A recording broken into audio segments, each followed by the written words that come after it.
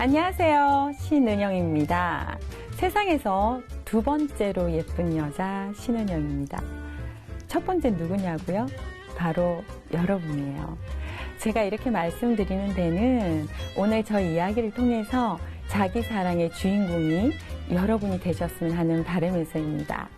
저는 이렇게 미모를 가꾸다 보니 공부는 또 안 했을 것 같으시잖아요. 저는 서울대 화학교과를 졸업했습니다. 근데 서울대를 가보니까요, 저의 자존감이 바닥을 치게 되더라고요.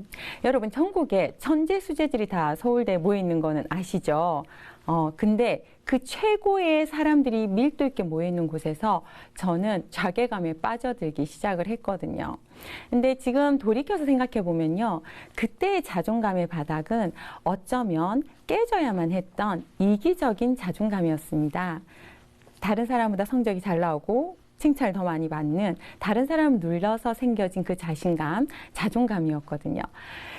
여차 저차 해서 제가 그 방황의 시기를 겪게 되는데요. 휴학까지 하고서 방황의 시기를 겪으면서 어떻게 살아야 되냐라는 어떤 고민을 되게 많이 하게 됐고요. 그리고 어렵게 들어간 학교다 보니까 졸업을 해야겠더라고요. 그래서 그 졸업을 했던 일념 하나로 다시 넘어진 저를 일으켜 세우고 다독이면서 성장해 들어가면서 졸업을 하게 됩니다. 근데 그 과정에서 제가 깨달은 게요. 결국 나를 이렇게 세우는 건 나구나. 셀프 응원만이 답이라는 걸 알게 됐고요. 제 마음을 바꾸지 않는 한 어떤 결과도 바꿔지지 않는다라는 사실을 알게 됐습니다. 우리 모두 그러잖아요. 나는 너랑 달라. 독특해. 고유해. 그래서 이 force making은요. 자신을 통찰하는 모든 인사이트 기술의 집합체라고 보시면 됩니다.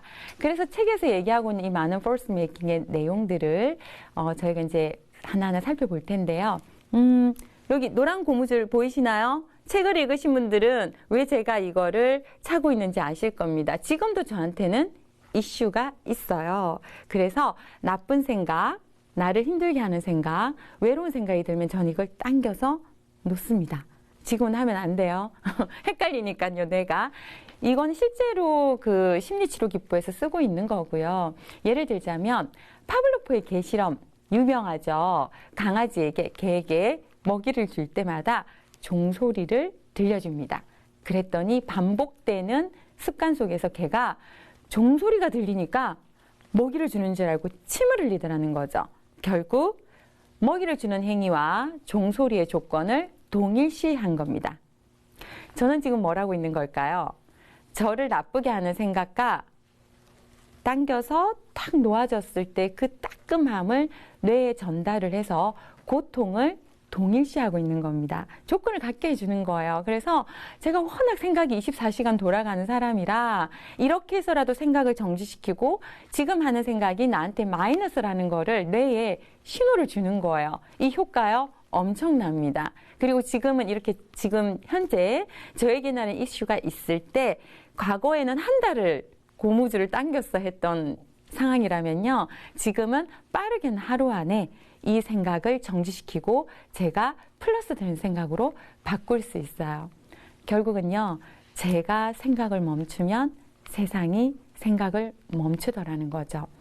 저한테는요. 저를 지켜주는 방어장치고요. 너무나 고맙고 행복한 고무줄입니다.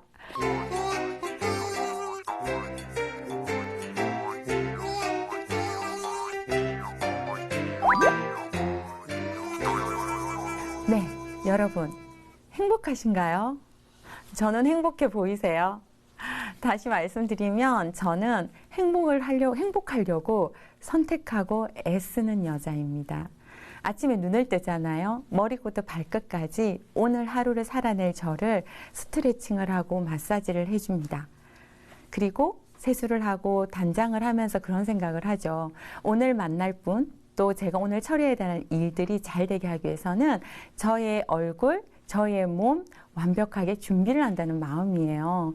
왜냐하면 제가 스스로가 저에 대한 준비가 끝나지 않고서 세상과 마주하기에는요, 제 스스로 힘이 없더라고요. 그래서 저한테는 피부 관리, 얼굴 관리, 표정 관리, 그리고 생각 관리 모든 것들이 세상과 마주하는 포스를 장착하는 겁니다. 그래서 여러분들이 자기를 가꾸는 거에 인색하지 않으셨으면 좋겠어요. 인싸라는 말을 많이 하잖아요. 인사이더거든요. 왜 부러우세요? 그리고 왜 인싸가 되고 싶어 할까요? 그 단어 자체의 의미로만 따지자면요, 안에 있는 사람이에요. 주변에 많은 사람들이 이 사람을 관심 갖고 사랑하고 칭찬해주고 격려해주고 또 우울할 때 위로도 해주고 그런 사랑을 받고 싶은 거라고 저는 생각을 하거든요. 그래서 인사가 단순히 유명한 연예인, 뭐 인플루언서, 성공한 사업가, 훌륭한 부자 이런 사람들만 인사일까요? 우리 다르게 생각해봐요. 저는 제가 인사라고 생각하고요. 여러분들이 인사라고 생각합니다.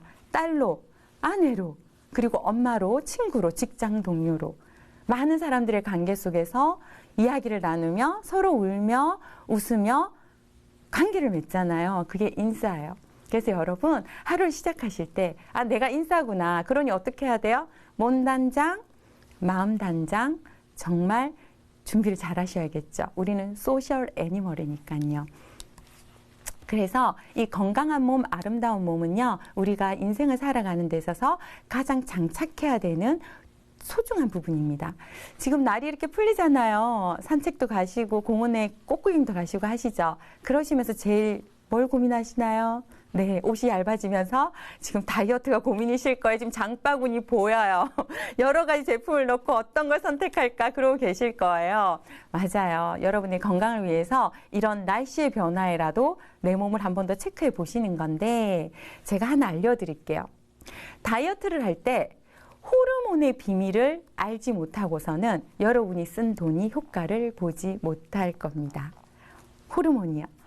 몸이 산술적인 기계가 아니에요. 적게 먹고 많이 움직이는 건 다이어트의 진리지만요. 우리 몸은 그 칼로리의 계산으로 움직이는 건 아니거든요. 그래서 우리 몸이 호르몬의 지배를 받고 있다는 것을 명심하셨으면 좋겠어요. 식욕을 눌러요. 그럼 어떻게 될까요? 용수철을 꾹 누르면 어떻게 돼요? 어느 순간 튀어오르겠죠. 식욕을 누르는데도 행복하다면, 우리를 행복하게 할 수 있는 호르몬이 나온다면 식욕 조절이 잘 됩니다. 대표적인 호르몬이 세로토닌이에요. 그래서 단순히 힘들게 다이어트만 하지 마시고 아, 행복 호르몬을 불러내야겠구나. 내가 다이어트도 행복하게 해야 되겠구나 하시면 올해는 살이 잘 빠지실 거예요. 그래서 저는 항상 제 몸에 지금 행복 호르몬이 분비되고 있는가를 신경을 씁니다. 우리 겨울 내내 웅크리고 있었잖아요. 추워서 실내에서 활동을 많이 했잖아요. 근데 지금은 실내에 있으면 뭔가 잘못하고 있는 것 같아요. 나가야죠. 나가면 처음에 쫙 비치는 그 태양빛 아래에서 어떠세요? 행복하세요? 태양 아래에서 나쁜 생각하기는 쉽지 않을 것 같아요. 그 포근함과 따스함과 몸 전체에 뭔가 스트레칭이 되는 듯한 그 스며들어가는 그 느낌 너무 좋아하시잖아요. 그 느낌이 바로 태양빛에 의해서 세로토닌이 분출되어서 우리에게 주는 행복감입니다. 그럼 태양만 쫓아다녀야 될까요? 아니요. 이 손가락 하나로 해볼까요? 손가락 하나로 내 관자놀이, 내 볼, 내 입둘레근 만져주세요. 마사지를 해주는 거죠. 그리고 이렇게 팔도 만져주고 사랑한다고 얘기해주세요. 그러면 몸에서 분비가 됩니다. 세로토닌이요. 물론 행복 호르몬에는요, 다양한 게 있어요. 세로토닌, 도파민, 옥시토신, 뭐 아드레날린도 그 작용을 하는 거고요. 이런 호르몬들을 내가 잘 관리만 할 수 있다면 내가 원하는 일을 더 효과적으로, 더 아름답게, 더 행복하게 성취를 하실 수 있을 겁니다. 여자가 남자를 만나서 가정을 이루고요. 또 남자도 사랑하는 여자를 만나서 가정을 이루는 이러한 아주 평범한 삶의 일상들이 있죠. 정답은 아닙니다. 아주 보편적인 얘기를 하는 거고요. 저도 그렇게 출산을 하고 육아를 하고 이렇게 지나오고 있는데요. 어느 날이었어요. 첫째 아이를 출산을 하고서 젖을 먹이고 일어나는데 저의 툭 튀어나온 잠옷 바지가 보이는 거죠. 그래서 제가 곧장 욕실로 가서 거울을 봅니다. 그랬더니 정말로 아이를 사랑하고 잘 키우는 엄마가 하나 보이더라고요. 근데 신은영이란 여자는 찾아볼 수가 없었어요. 저는 그렇게 생각을 해요. 사회 구성원을 기르는 일이잖아요. 출산을 하지 않으면 우리 다음 세대가 없는 거잖아요. 그리고 그 아이가 건강한 정신과 건강한 몸으로 살 수 있게 엄마들이 하는 일이거든요. 가장 소중한 가치 있는 일인데도 불구하고요. 지금 저한테 주어진 거는 한 여자의 모습이 없는 것에 굉장히 우울해졌습니다. 제 가치를 인정을 안 해주니까요. 심지어는 사회활동을 하는 남편이 나가서 멋진 여자, 멋진 사람들과 나누는 시간마저도 질투가 나기 시작을 하는 거예요. 그래서 제가 선택한 건요. 그래도 내 아이는 내가 키워야 되고 또 아직은 제가 일을 할 수 있는 여건이 안 되어서 어떻게 해야 될까 준비를 해야겠다라는 생각을 했을 때 출발은 단 하나 운동이었습니다. 육아를 하기 전에도 운동을 좋아했었고요. 그래서 앞에 가서 짐을 끊어요. 그리고 힘들어도 시간을 내서 운동을 시작을 합니다. 여러분 지금 화가 나시는 일이 있나요? 짜증이 나시나요? 아니면 그냥 이유도 없이 기력이 없고 우울하신가요? 도와드리고 싶어요. 저도 그 과정을 거쳐왔고 근데 이것만큼은 제가 못 도와드려요. 어디까지냐? 여러분이 그 불편한 마음, 억울한 마음, 화가 나는 마음을 잠깐 제껴두고 신발장으로 가시는 것까지만 하세요. 신발장으로 가셔서 신을 꺼내고 꼭 푸셔야 됩니다. 운동화 끈을 풀고 신고서 다시 운동화 끈을 묶어보세요. 그 이후부터는 여러분의 생각이 필요 없이 우리 몸은 문을 열고 나가게 됩니다. 그래서 신발장까지만 꼭 오셨으면 좋겠어요. 그래서 문을 열고 나가서 저는 한강으로 뛰어갔고요. 관악산으로 올랐고요. 또 이제 한강에 수상 스포츠들이 있어요. 집 앞에 짐에 드는 돈 정도면 이용을 할 수 있거든요. 그래서 그 중에 저는 패들보드를 타게 됩니다. 패들이 이제 영어잖아요. 노예요, 노젓겠다는 뜻이에요. 노를 저었어요. 그래서 한강에서 노를 젓는데 길게는 4시간 넘게 한강을 둥둥둥둥 떠다녀요, 혼자서요. 그래서 이게 한낮에 패들보드를 타니까 까만 물이 저를 부르기도 하고요. 힘없이 누워있으면 둥둥둥 청담대교까지 떠내려가기도 하고요. 그리고 전철에서 사람들이 저를 보면서 막 손을 흔들어줘요. 그러면 저도 아무 생각 없이 흔드는 거죠.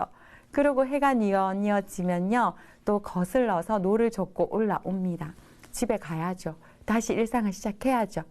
그래서 제가 온 만감이 교차를 하는 과정에서도 그렇게 몸을 움직였기 때문에 또 다르게 생각해보고 또 다르게 힘을 내고 여기까지 오게 되지 않았나 생각을 합니다. 그래서 성공한 기업가들 스토리에서 빠지지 않는 게 뭐예요?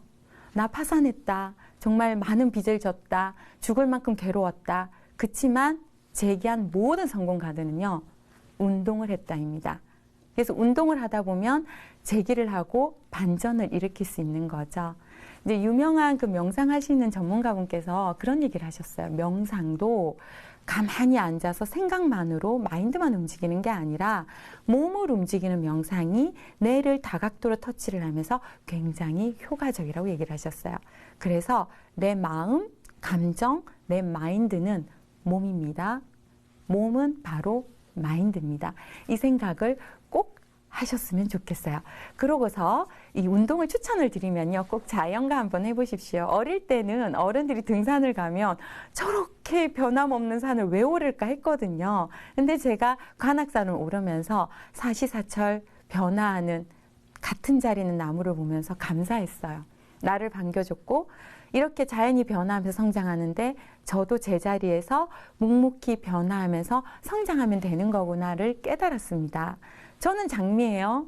그렇다고 해만 바라보는 얼굴 큰 해바라기를 밉다고 할 수는 없잖아요. 그냥 꽃이라서 예쁜 거잖아요. 그래서 그냥 나라서 그냥 너라서 이렇게 묵묵히 삶을 살아가는 우리를 사랑하게 되는 거. 그게 포스 메이킹의 핵심입니다.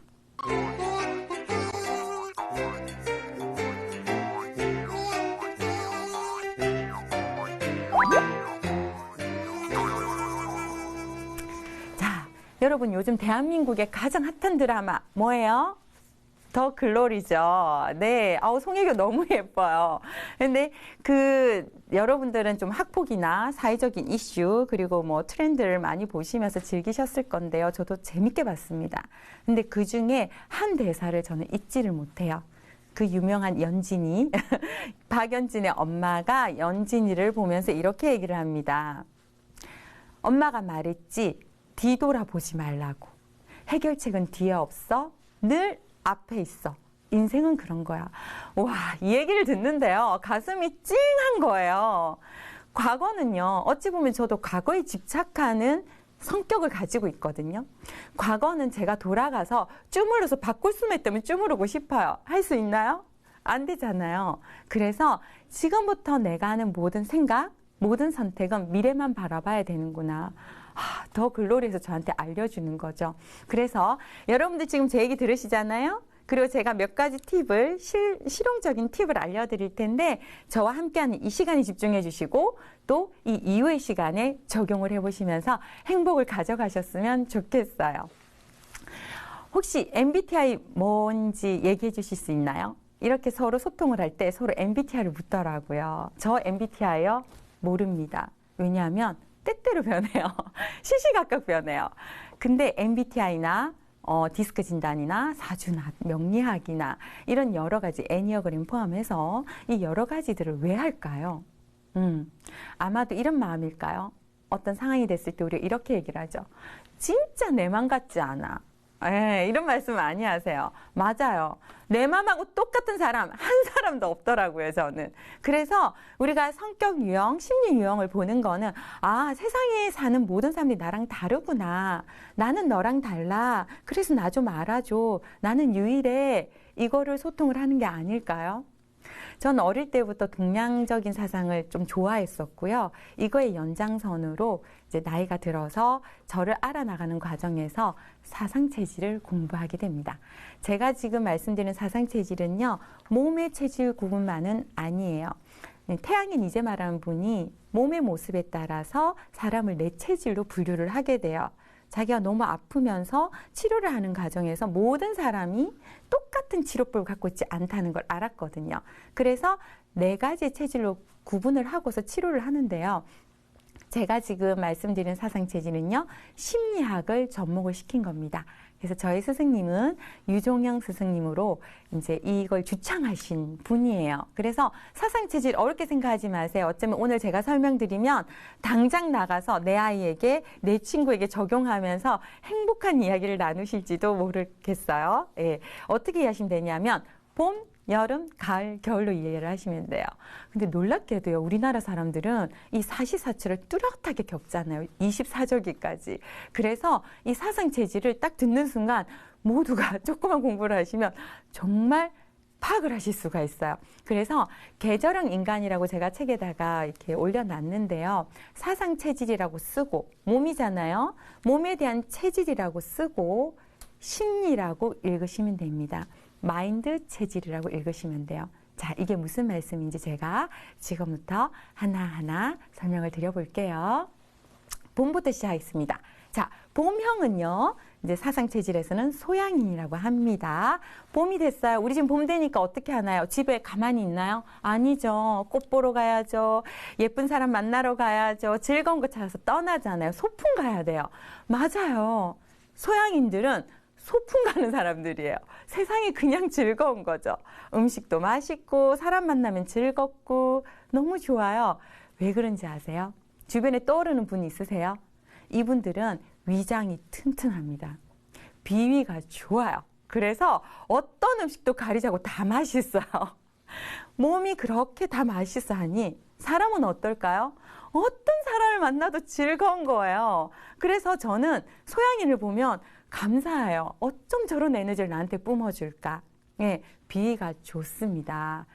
단점은요, 너무 즐겁고 행복하다 보니까 생각이 조금 부족해요. 그래서 그 생각을 키워나가는 작업을 하면 소양인들은 정말 퍼펙트 할 수 있는 거죠. 여름으로 넘어가 볼까요? 여름은요, 뜨거운 태양이죠. 태양입니다. 자, 여러분, 태양계에서 중심은 태양이에요. 태양이 중심이고 수성, 금성, 화성 이 행성들이 주변을 돌죠. 그래서 여름의 인간인 태양인은요, 내가 세상의 중심이에요. 그래서 태양인 이제마, 중국의 항제 내경으로부터 시작한 이 한의학을 배우고서도 아니, 사람은 네 개로 나눌 거야. 자기가 주창해버립니다. 왕국을 건설하는 사람들이 태양인이에요. 여러분 주변에요, 거의 없어요. 전 세계 1%도 안 됩니다. 그래서 태양인에 대한 정보는 데이터가 없으실 텐데 감사하게도요, 저는 주변에 태양인이 21분이나 발견을 했습니다. 그리고 한 10분 정도하고는 친해요. 왜요? 제가 다가갑니다. 저한테는 태양인의 에너지가 필요해요. 그들의 판단력과 그들의 주도성과 그들의 치밀함이 저한테는 필요하거든요. 그래서 체질을 알면요, 나한테 부족한 걸 이렇게 끌어다 쓸 수가 있습니다. 태양인 만나시면 연락 주세요. 제가 달려가고 싶어요. 자, 가을로 넘어가 볼까요? 재밌으신가요? 재밌으시죠? Force Making 책을 읽고 저한테 강력한 피드백을 주신 대부분의 분들은 소음인이세요.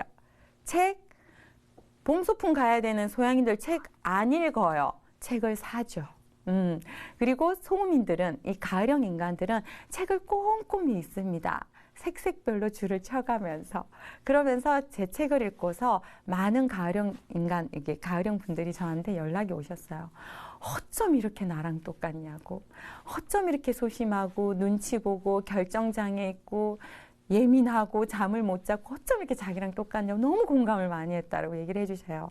그럼 저는 그때 가슴 한 끗이 약간 저려요. 왜냐하면 그 과정을 겪어 나오고 있기 때문에 그렇습니다. 자, 가을형 인간은요, 소양인과 반대예요. 위장이 나빠요. 자, 이제 판단해 보세요. 제가 아주 짧은 기준을 드릴게요. 소화가 잘 안 된다. 몸이 냉해서 손발이 차다. 그죠? 그리고 사람들을 만날 때 먼저 다가서지를 못한다. 예, 무슨 말이냐. 위가 안 좋으니까요. 음식을 가려야 돼요. 잘못 먹으면 탈이 나거든요. 저희는 아까 말씀드렸죠. 몸이라 쓰고 심리라고 읽는다. 내 몸이 그러하기 때문에 사람들을 가려요. 나쁘게 가린다는 뜻이 아니라 두들기죠. 이 사람이 나를 해야 할 사람일까? 이 사람하고 만나도 될까? 조심성이 굉장히 많습니다. 왜냐하면 저희는 약한 존재거든요. 우리나라의 소음인 25%에서 30% 정도 봅니다. 그래서 비위가 안 좋아요. 그리고 위장하고 가장 가까운 장기가 심장이지요. 당연히 소음인들은 심장도 좋지 않습니다. 그래서 깜짝깜짝 놀래요. 주변에 내 와이프가 그래요. 이렇게 하시는 분들 되게 많더라고요. 소심합니다. 깜짝 놀래고 어떤 결정도 못하고요. 장점이 많죠. 소음인들은 섣불리 행동 먼저 하지 않아요. 치밀한 계획과 시뮬레이션을 통해서 굉장히 어려운 일도 차분하게 해결해냅니다. 그래서 어떤 큰 리더형 분들은요, 꼭 소음인 분을 참모로 두시면 성공하실 거예요. 재밌으시죠? 자, 이제 겨울로 넘어가 볼게요. 겨울은 우리나라의 40%에 차지하는 가장 주변에서 흔한 분들이에요. 우선 얼굴을 보면 착해요. 그냥 선해요. 따지지 않을 것 같아요. 그래서 겨울은 어떤 계절이에요? 다음에 봄에 씨앗을 심어서 싹이 나는 거를 저장하는, 그 씨앗을 저장하는 계절이잖아요. 그래서 엄마 같은 에너지가 있습니다. 포근해요. 그렇기 때문에 굿 리스너라고 그러죠. 그래서 여러분이 힘들 때 찾아가는 분은 아마 태음인일 거예요. 여러분 힘들 때 저 같은 소음인 찾아오시잖아요. 그럼 전 분석을 해요. 그러고 너가 잘못했고 그 사람이 이렇게 잘못했고 이렇게 정확하게 따집니다. 근데 태음인은요, 다 들어줘요. 판단하지 않거든요. 자, 태음인이 있어서 저도 너무 행복한데요. 이 태음인의 가장 튼튼한 장기는 간입니다. 간하면 뭐가 떠오르세요? 알코올이 떠오르시죠. 태음인은요, 주종 가리지 않고 모든 알코올에 강합니다. 태음인하고 술사 마시면 안 돼요. 근데 반대로요, 폐가 좋지 않아요. 그래서 감기가 걸리면 기관지부터 기침부터 먼저 하실 거예요. 그리고 태음인들이 가지고 있는 성향 중에서는요, 자기의 감정을 조절을 못해요. 이게 분노 조절을 못하는 거하고 다릅니다. 무슨 말이냐? 간이 해독기관이잖아요. 사람과의 관계에서는 이 사람이 해독기관인 거예요. 그래서 힘든 사람들이 와서 다 쏟아붓는 거죠. 쓰레기와 독을. 그러니 태음인은 또 착해요. 다 들어주거든요. 그럼 자기의 우울의 정도를 체킹 못해요. 그래서 태음인들은 용량이 커서 굉장히 정화작용을 잘해서 좋은 친구지만 그 친구가 우울한 상태를 조절을 못해서 눌렸다가 이 큰 용량이 붕 하고 터지잖아요.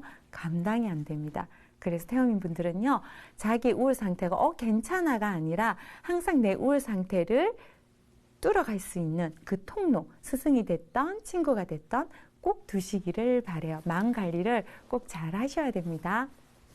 아까 빠뜨린 내용이 태음인이 태양인의 반대인데요. 이번 코로나 때 가장 강력했던 체질은 지구상에서 몇 % 안 된다는 태양인이었습니다. 태양인은 폐가 너무 튼튼해요. 담배를 하루에 2갑을 피워도 아무 이상이 없습니다. 신기하죠? 근데 태음인은 절대로 담배 피시면 안 돼요. 한 갑지도 안 됩니다. 이렇게 우리는 내 꼴과 내 체질을 알고 나면요, 실생활에서 또는 나의 심리의 변화에서 굉장히 많은 이득을 가져갈 수 있어요. 그래서 제가 저의 자존감이 바닥이 있을 때 뻗쳐나오기 위해서 많은 공부를 한 것 중에 이 사상 체질이 어떤 도움을 줬냐면요. 생각이 많은 나를 질책하지 않았어요. 나 생각이 많네. 가을형의 어떤 모습을 담아서 생각도 많고 겁도 많고 결정도 못하는구나. 나의 모습을 인정하는 데서부터 저는 자기 사랑이 출발했습니다. 그리고 나를 인정하고 나니까요, 저 사람이 왜 저렇게 성급한지, 저 사람이 왜 이렇게 생각 없이 행동하는지 판단을 내리고 비난을 하는 게 아니라 다르게 보게 되는 시각을 갖게 되더라고요. 그래서 저는 굉장히 편협한 사람이었는데요, 지금은 많이 깨져서 굉장히 행복하게 살아가고 있습니다. 그래서 이렇게 자기 사랑이 시작되고 자기 수용이 시작되고 나면요, 행복의 출발이 된다라고 생각하시면 됩니다. 책에는 많은 솔루션들이 나와 있는데요, 그 중에서 제가 한 가지만 터치를 해드릴게요. 바로 후각입니다. 냄새. 여러분, 벚꽃 엔딩은 제가 볼 때 정말 굉장히 봄만 되면 귀에서 떨어지지 않는 노래인 것 같아요. 버스커 버스커 노래를 너무 좋아하는데요. 그 노래 중에 이런 노래가 있죠. 흔들리는 꽃들 속에서 네 샴푸 향이 느껴진 거야. 그 드라마 OST였던 꽃들을 바라봤는데 네 샴푸 향이 생각이 나면서 네 생각을 하게 된다라는 거죠. 후각은요, 사람의 기억과 감정을 터치하는 가장 강력한 무기입니다. 보이지 않지만요. 그래서 저는 이 후각을 굉장히 활용을 해요. 저보고 향기를 들고 다니는 여자라고 얘기를 하거든요. 그래서 향기가 왜 이렇게 강력한지 제가 설명을 드리면요. 냄새를 맡죠? 코로 냄새를 맡죠? 코와 가장 가까운 곳이 뇌입니다. 뇌로 후각세포에 전달된 향기 입자가요, 바로 뇌로 들어가서요, 변형계를 자극을 해요. 변형계는 우리의 감정과 기억을 담당하는 곳이거든요. 그래서 그런 얘기도 있어요. 과거의 피라미드에서 그 피라미드의 미라를 저장을 할 때 미라의 뇌를 꺼낼 때 콧구멍을 통해서 꺼냈다고 해요. 그만큼 뇌랑 가장 가깝기 때문에 우리의 심리와 우리의 생각을 빠르게 전환시킬 수 있는 게 향기거든요. 생각해 보세요. 저는 어릴 때 집 문을 탁 열고 들어가면 김치찌개 냄새, 밥 냄새가 나면 안정감을 느끼는 거예요. 나 이제 안전한 집에 들어왔어. 그리고 포근하고 엄마를 느끼게 되는 거죠. 행복한 거잖아요. 그래서 여러분도 내가 추억을 했을 때 행복감을 느낀 향이 무언지를 찾아내 보시면 도움이 되실 거예요. 기본적으로는요, 향기를 저희가 쓸 때는 오렌지 향을 씁니다. 오렌지 떠올렸을 때 기분 나쁜 분 계실까요? 그로 인한 어떤 에피소드가 없는 한 거의 없어요. 그래서 오렌지 향은 향기 마케팅에서도 잘 쓰는 향이에요. 지금 향기 마케팅은요, 보이지 않게 소비 심리를 촉진하기 위해서 쓰는 거거든요. 오렌지를 맡으면 돈을 쓰게 된다. 이렇게 되는 거죠. 그래서 앞서 말씀드린 그 사상 체질에서도요, 각 사람의 체질에 따라서 후각에 대한 연구가 많이 이루어져 있어요. 그래서 소양인 같은 분들은 좀 행동이 먼저 우선하기 때문에 차분해지는 라벤더 향을 쓰시면 좋고요. 또 소음인들에게는 소화가 잘 안 되니까, 또 체온이 낮으니까 진저 향이나, 또 예민하니까 라벤더도 좋고요. 그리고 항상 오렌지 향을 피우세요. 가을은 되게 우울해지잖아요. 오렌지 향을 쓰시면 좋고, 태음인 분들은 기관지가 안 좋으니까 유칼립투스 또 페퍼민트 쓰시면 좋습니다. 이렇게 각각의 솔루션들을 가져보세요. 또 뭐 체질만이 아니라 우리가 상황에서도 있죠. 데이트 갈 때는요. 어떤 향이 좋겠어요? 맞아요. 꽃향기 좋습니다. 로즈, 일랑일랑. 예, 나의 매력을 뿜어낼 수 있는 거죠. 스트레스를 받았어요. 그러면 오렌지 향, 기분 좋은 향을 쓰시고요. 아까 다이어트. 그러면 자몽향을 쓰시면 됩니다. 불면증에는 라벤더고요. 그래서 나의 오감을 행복하게 할 수 있는 모든 장치는 준비를 하셨으면 좋겠어요. 데이트 갈 때 음악도 산뜻산뜻 경쾌한 음악 들으시고요. 그리고 그림도 보시고 명상도 하시면서요. 내 오감을 즐겁게 행복하게 하는 거에 집중을 하세요.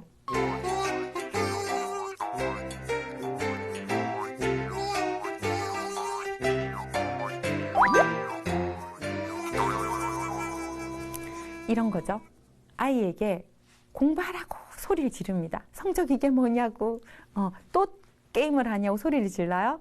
그래서 아이를 방으로 밀어넣고 문을 쾅 닫고서 숙제하고 문을 닫아요. 자, 1시간 뒤에 들어가 봅니다. 열심히 공부하고 있나요? 어머님이 나를 꾸짖으셨으니 열심히 공부하고 있나요? 아니요, 자고 있어요. 왜일까요? 사람은 스트레스를 받잖아요. 그 이후에 행복하지 않은 상태의 일의 능률과 일의 동기는 사라지게 됩니다. 능률은 낮아지고 동기는 사라지게 됩니다. 그러면 우리가 해야 될 게 뭘까요? 지금 돈 벌어야 돼. 긍정적이 되어야 돼. 성공하는 마인드를 갖춰야 돼. 목표를 설정해야 돼. 미라클 모닝 해야 돼. 하기 전에 행복해져야 돼요. 짜증이 나 있고 화나 있는 나한테 너 목표 설정을 안 했잖아. 너 마인드가 왜 그래? 이렇게 다그치면요. 뇌도 몸도 마인드도 일을 할 수가 없어요. 그래서 여러분들이 항상 하셔야 되는 건 나 너무 잘하고 있어. 응원과 동시에 지금의 내 오감이 행복한지 체킹을 하셔야 됩니다. 저는 그 얘기를 해드리고 싶은 거예요. 내가 행복해지고 나면요. 굉장히 의욕이 넘치고 미소를 띠고 있는 밝은 나를 만날 수 있어요. 어찌 보면 나의 러닝메이트가 나인 거죠. 가장 오래된 친구 누구예요? 나죠. 그리고 어떤 일이 있어도 도망가지 않았던 친구 나죠. 그리고 항상 같이 우울하고 같이 슬퍼하고 같이 기뻐했던 것도 납니다.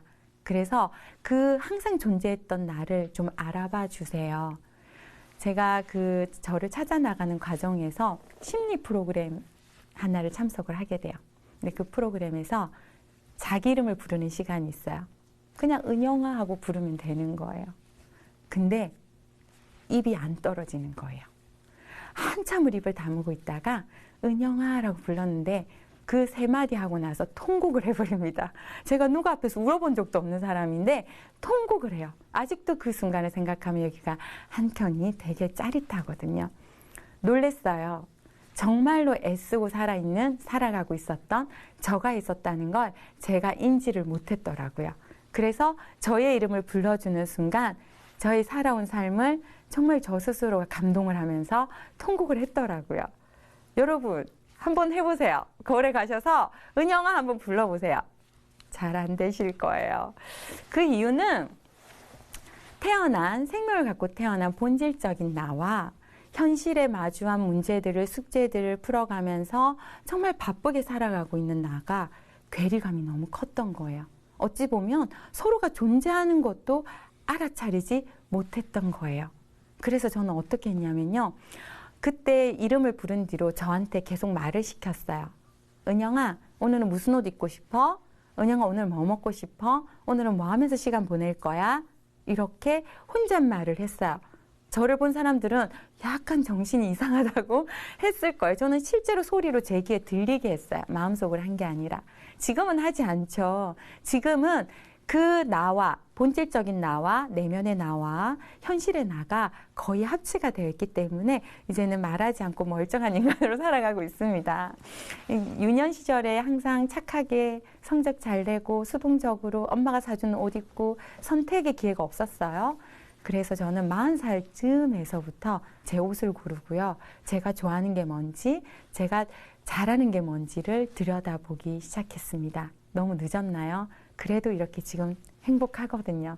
그래서 오감을 충분하게 행복하게 하고 나에게 항상 질문하면서 나를 알아주세요. 누군가가 오늘 저녁 뭐 먹고 싶어? 라고 물었을 때요. 아무거나 그것만은 절대로 하지 마세요. 저는 그 사람에게 아무거나라는 존재로밖에 안 돼요.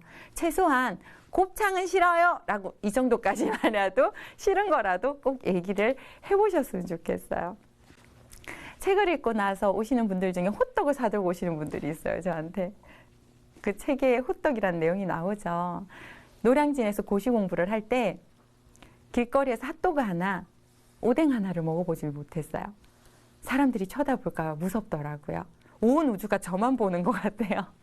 그렇게 눈치를 보며 살아오던 저가 아이를 임신했을 때 제일 좋아하는 그 호떡 하나를 시장에서 꾸역꾸역 먹고 돌아오면서 참 만감이 교차했거든요. 결국 식욕이 못 누른 거죠. 근데 별거 아니구나. 누구나 하는 거였구나. 정말 너무 너 혼자 애쓰고 사는구나. 이런 깨달음을 가진 적이 있어요. 그래서 누구보다 저한테 고맙고요. 누구보다 또 저 자신에게 응원을 해주고 싶습니다. 그리고 돌아보니까 그렇게 저를 지켜봐주고 기다려주고 응원을 해줬던 많은 분들이 계시더라고요. 그래서 그런 분들과 많은 행복을 나누기 위해서 노력을 하고 있어요. 자, 이제부터 그 행복을 주변 사람들과 나누려면 여러분 뭐가 필요해요? 돈이 필요하죠. 돈이 있어야 됩니다. 돈에 대한 불편한 얘기를 좀 해볼까요? 돈 좋아하시나요? 저 좋아합니다. 그렇지만 돈 자체에 집착하냐 그러면 그건 아니에요. 돈이 많으면 좋겠는데 많은 돈이 저의 온전한 행복을 보장하거나 절대적인 답이 되지는 않아요. 제가 돈에 대한 관념은 어떤 명제를 갖고 있냐면요. 유대 부자 철학이라는 책에서 읽은 구절을 머리에 새겼습니다. 돈은 지팡이와 같다. 걸음이 불편한 사람에게 지팡이 역할을 해주는 게 돈이라면 나의 불편함을 해소하는 게 돈이라는 거죠. 예. 그리고 돈을 벌려고 치열하게 바쁘게 살다 보면 재물은 모일지 모르나 지극한 즐거움, 지극한 행복은 뭔지를 모르고 놓치고 살고 있다라는 구절도 기억하고 있습니다. 제 말 아니고요. 장자님이 말씀하신 내용이에요. 그런 것처럼 내가 지금 돈을 어떻게 쓰는 게 나의 행복과 즐거움을 가져다 줄지에 대한 생각을 이제는 해보자고요. 유튜브나 책이나 블로그나 돈을 끌어당기는 법, 돈을 버는 법, 돈에 대한 이해, 그죠? 성공하는 법에 대한 이야기는 정말 많습니다. 근데 이렇게 번 돈을 어떻게 써야 되는지에 대한 얘기는 좀 드물더라고요.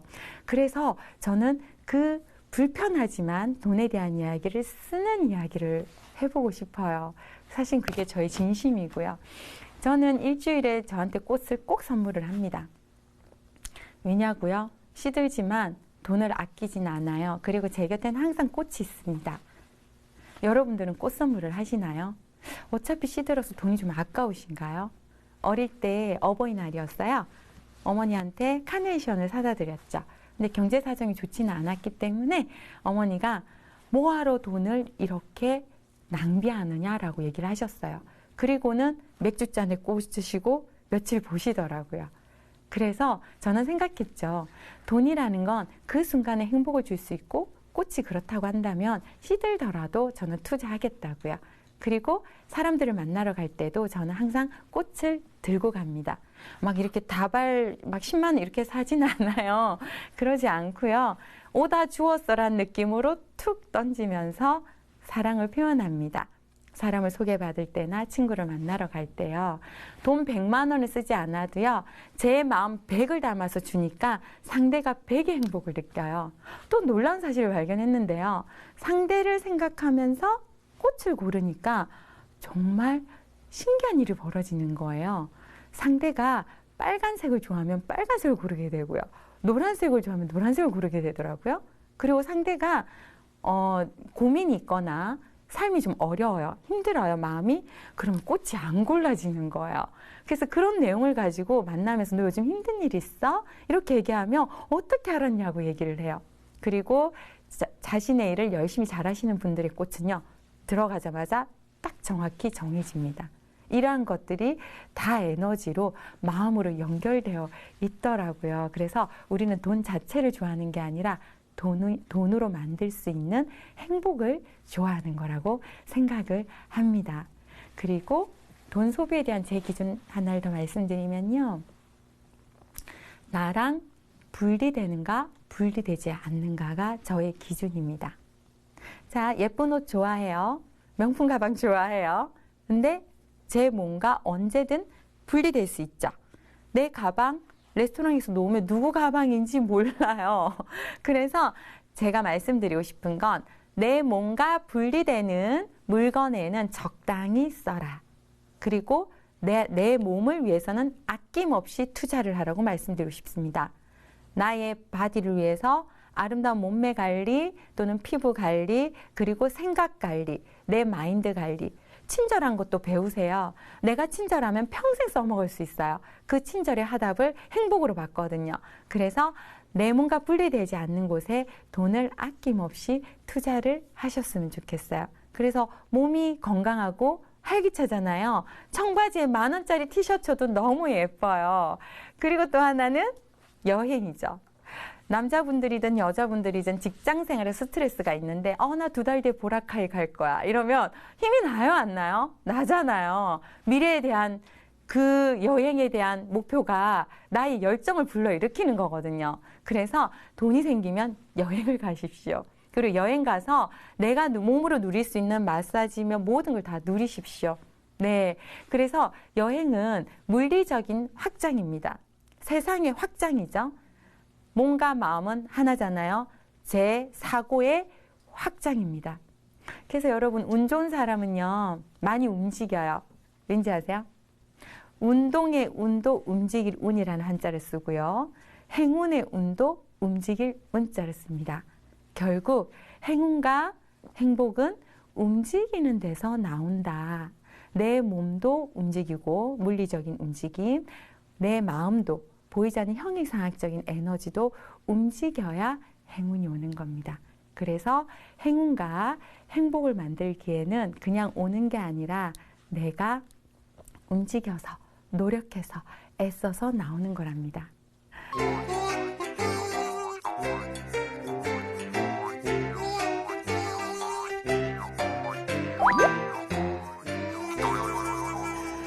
사람이 죽을 때 무슨 생각을 하게 될까요? 제가 5년 전에 읽었던 이 책을 통해서요. 저는 나 잘 살고 있구나 라고 생각했어요. 저는 사랑 타령하는 여자였거든요. 노래도 사랑에 관련된 노래만 부르고 사람들만 찾아다니고 사람들과 교감을 하는 걸 아주 좋아하다 보니까 뭔가 이게 잘못된 게 아닐까 이 생각을 했어요. 근데 저는 이 책을 읽고서 저를 응원하게 됩니다. 인생 수업이라는 책이에요. 보신 분들도 있으시겠죠? 엘리자 키블러 로스의 인생 수업은요, 딱 한 가지의 내용입니다. 죽음을 앞둔, 임종을 앞둔, 하루, 짧게는 하루, 길게는 몇 달, 1년을 넘게 앞둔 분들에게 인터뷰를 했어요. 그러고서 그분들의 답을 정리를 해놓은 책입니다. 자, 여러분들이 그런 상황이라면 어떤 말씀을 하시게 될까요? 지금 하는 단 한 가지의 생각이 어쩌면 우리 삶의 가치, 가장 중요한 가치일 거라는 거죠. 근데 그 인터뷰 내용 중에요, 이런 건 없어요. 어느 누구도 내가 그때 청담동에 땅을 못 사서 그때 재개발할 아파트를 며칠 전에 팔아버려서 후회가 돼요 라고 얘기하는 사람은 없더라는 거죠. 100% 어떤 내용이냐면요, 내가 살아있는 동안 누구에게 사랑을 받았고 내 친구, 내 가족들을 내가 얼만큼 사랑해줬고 내가 죽고 나서 그들이 나를 떠올리면서 사랑하는 마음을 떠올릴지 안타까워할지 그리워할지 이게 너무 두렵다라는 말이었어요. 결국은 우리 삶에서 살아가는 가장 우리가 태어난 본질적인 가치는 돈을 벌고 가기 위해서 태어난 게 아니라 돈으로 행복을 만들고요. 이런 사랑과 마음을 나누면서 정말 인간다운 삶을 살기 위해서 태어난 게 아닌가 싶습니다. 그렇잖아요. 좋은 대학에 가면, 좋은 직장에 가면 고시를 패스하고 성공을 하면 왜 하시나요? 어린 왕자처럼 혼자 자기 별에 있다면 그렇게 열정적으로 공부하시겠어요? 아니거든요. 결국 내가 그렇게 열심히 애쓰고 살아나온 시간을 내가 사랑하는 사람들이 노력한 것을 인정해주고 가치를 바라봐주고 응원해주고 기뻐해주는, 여기서 우리가 행복을 느끼는 겁니다. 그래서 그 얘기를 앞서 맨 서두에 말씀드렸죠.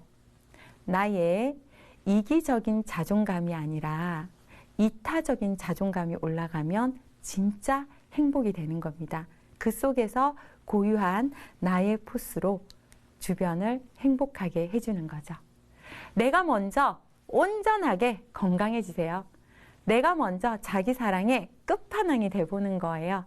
그렇게 되면 내가 나를 바라보는 시선이 사랑스러워지고요. 그렇게 됐을 때 다른 사람을 정말로 사랑스럽게 봅니다.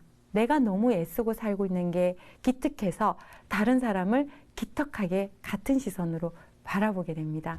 그래서 내가 행복해져서 나의 일에, 나의 삶에 열정을 가득 가지시고요. 주도적인 삶을 살아가시면 될 것 같아요. 저는 행복하고 싶어요. 행복해지기 위해서 애쓰고 있습니다. 애는요, 한국말로 심장이에요. 고유어로요. 그래서 애쓴다는 건 심장을 쓰는 거에 생명의 원동력, 엔진을 쓰는 거예요.